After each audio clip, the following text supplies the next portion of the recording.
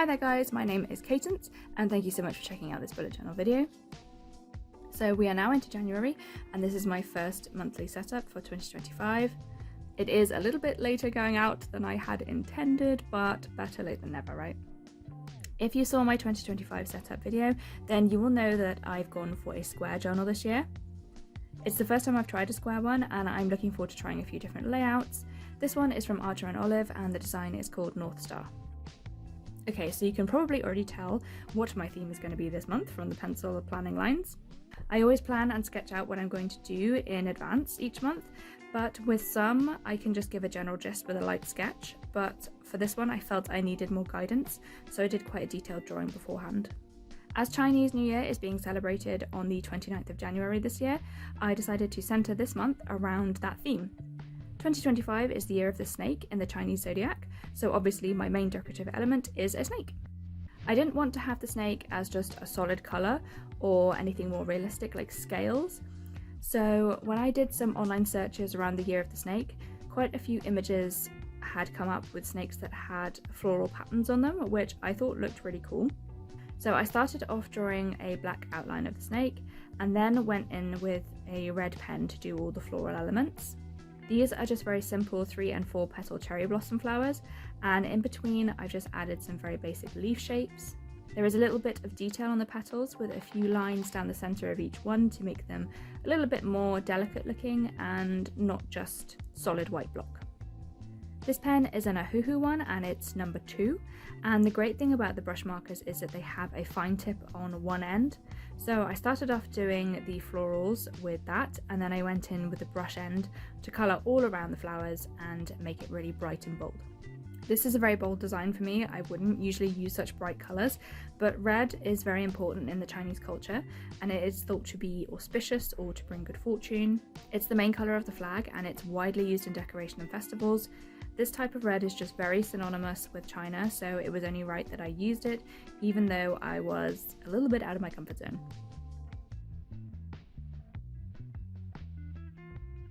Another important colour in China, especially around New Year, is gold, as again it's associated with prosperity, wealth and good luck. So I have added a little bit more detail with some gold watercolour paint, just some dots and a few swirl designs in the gaps between the flowers, which helps break up the red a bit and brings a little bit of pizzazz.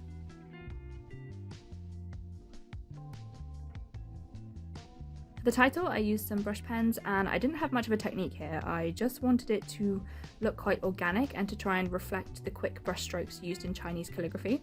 I think it came out okay and fit with the whole theme.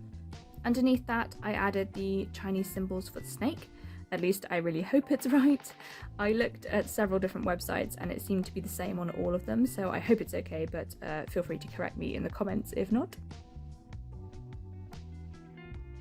Okay, so that is the front cover design all done and I'm really pleased with how it turned out, but that is not the end of it because this is going to be a Dutch door. So I've got my craft knife and I'm cutting the white space to the right of the page completely off. You may have spotted earlier that I made a mistake in one area of the black outline, but I didn't go back and correct it.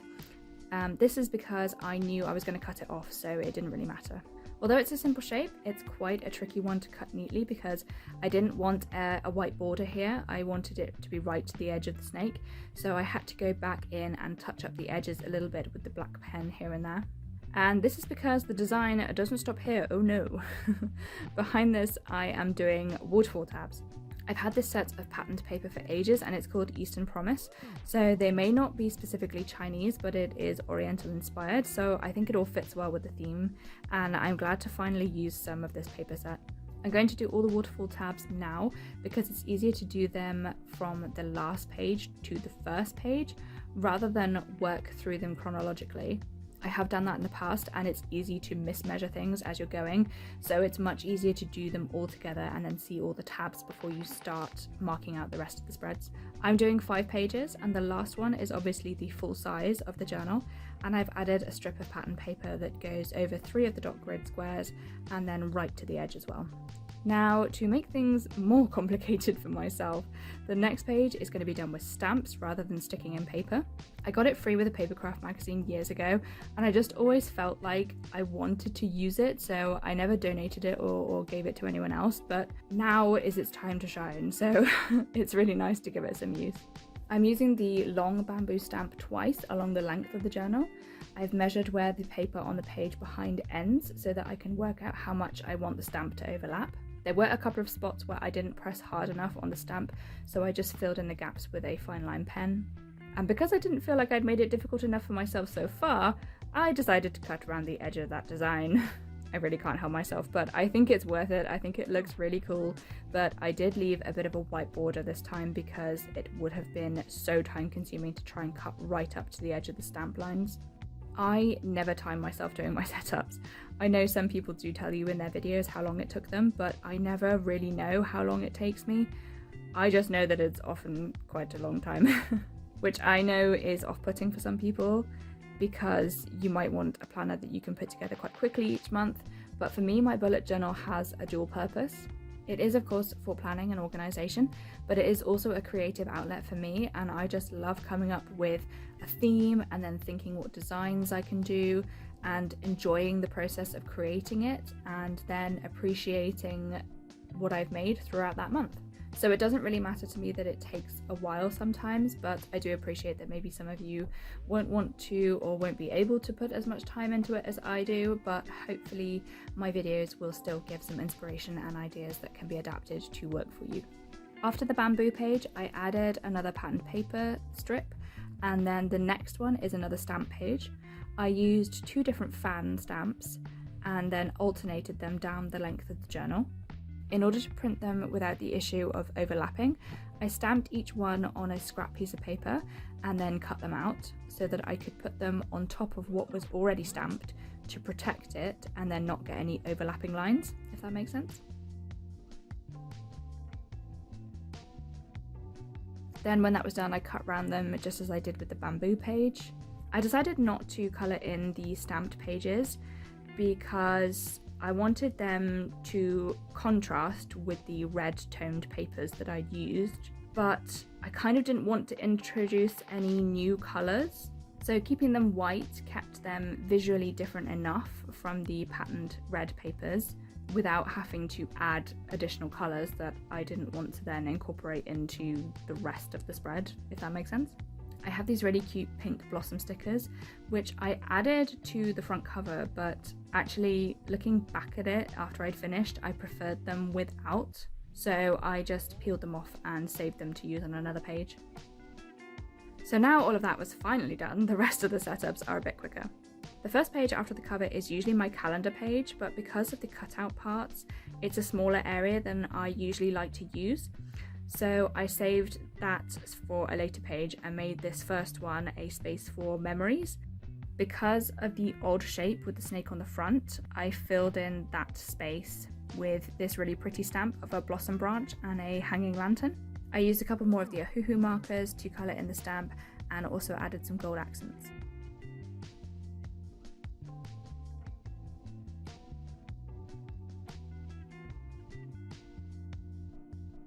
On the adjoining page, I made this my to-do list. I usually need quite a lot of space for this one, so I didn't add any decoration other than a couple of the blossom stickers. And after how long the cover and the waterfall tabs took, it was quite nice that these two were really quick to complete.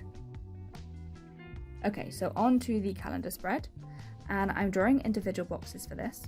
They're all 5x5 with a 1 box space in between them. I wanted to try and make it look like a wooden lattice panel. These are often seen in traditional Chinese decor or part of furniture and use linked geometric patterns.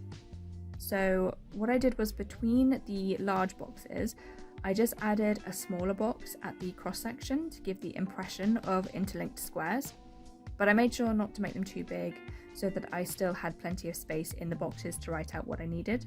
Obviously not all the boxes have a 4-way cross section, so I just did the partial pattern where they didn't join onto another box.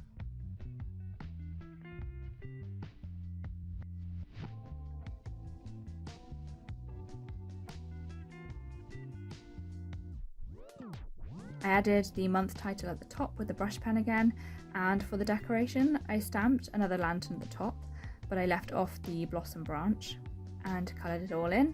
In the gaps around it I added some more of the blossom stickers, and there was also a bit of a bigger gap at the bottom, so I added in a mini snake. I used the same technique as on the front cover, but obviously there's a lot less space, so there are fewer flowers. My next page is for my plant watering tracker.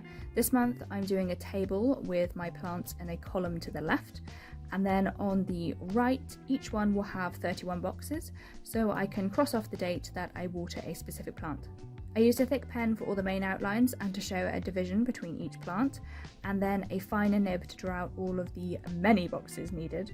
I rarely ever use a ruler to draw my lines. I kind of prefer the organic look, and I think when you use a ruler, any small errors are more noticeable.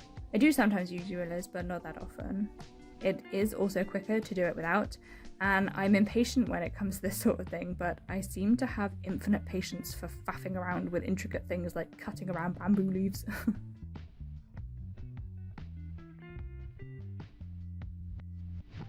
I was going to only write out the numbers in the top row and then use that as a guide for all the other plants, but then I felt that it just looked weird, so I ended up writing in all of the boxes, which was kind of annoying, but it didn't take too long, thankfully. I added my title and a few more stickers, and the gap at the bottom was big enough for a couple of the fan stamps either side of another patterned snake.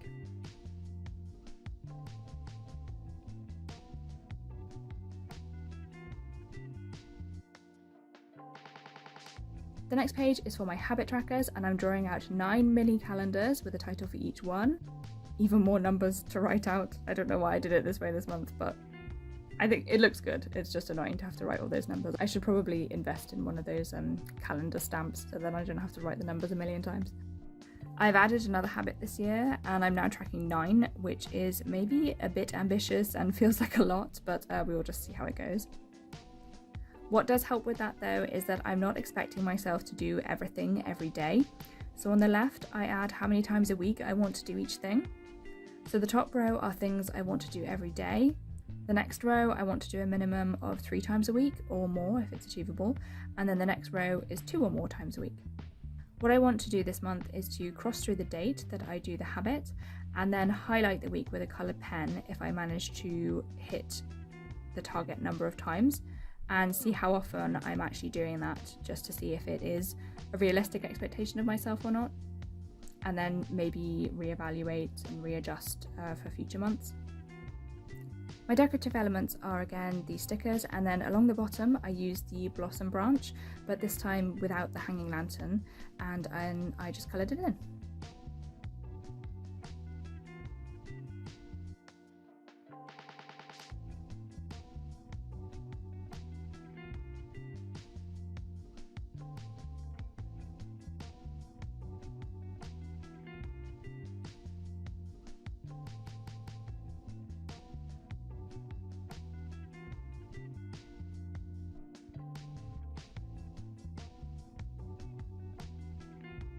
Now I'm moving on to the weekly spreads. This month I'm including a mini calendar at the top, which involves even more number writing.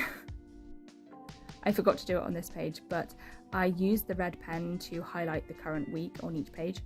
I'm starting this spread on the 2nd week of January because I already did the first 5 days as part of my last week in December setup, and I was also a little bit late setting this one up, so it made sense for me to just start from week 2 this time. Underneath that I did a little box for any tasks I wanted to get done that week. It could be elements from my to-do list that I need to do at a specific time, or it could be smaller tasks that don't make it to my monthly to-do list but still need to be done that week. Between those 2 boxes I did another little snake. I didn't do that one on all the pages and used the stamps on some as well, just to keep things looking a bit different from week to week. My dates of the month I put in a table with all the dates in a box, and then a nice big horizontal space to write all my bits and pieces in. This was quite a good setup for the Waterfall tab configuration because it can just easily be adjusted, and the horizontal boxes can be made longer or shorter according to how much space is available on different pages. And that concludes my January 2025 setup. I am so happy with how the cover page looks, especially with all the waterfall pages, and I was really pleased to have used some of my craft supplies that have been sitting in my stash for some time. I wish you all a happy new year and a happy Chinese New Year as well when it arrives, and I really hope you enjoyed this setup. If you did, feel free to drop it a like or leave a comment, and please do consider subscribing to my channel if you want to see more arts and crafts and bujos. Thanks so much for watching, bye!